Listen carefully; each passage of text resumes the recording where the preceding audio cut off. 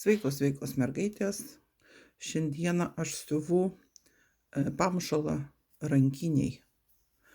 Ir pamušalę, aišku, aš noriu, kad būtų kelios kišenės. Dabar, kad kišenės nebūtų labai tokios pliurziškos, aš darau kantelį. Va tokį kantelį, kurį siūsiu į kišenės viršų. Čia sukirpta kišenė. Ir reiškia, į kišenės viršų aš siūsiu tą kantelį ir jau bus tvirtumas.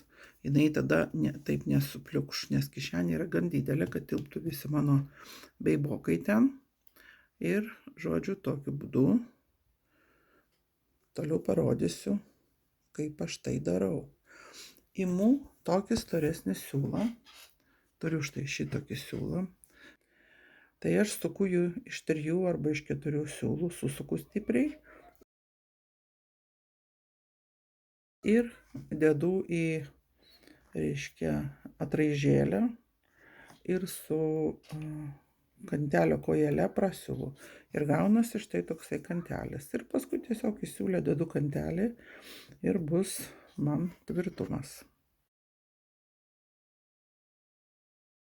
Tokius kantelius labai lengva daryti. Tiesiog dedam virvelę arba tą susuktą siūlą ir atitinkamai kantelio kojelę. Ir žiūrėkit, jisai pats važiuoja, nieko net nereikia daryti.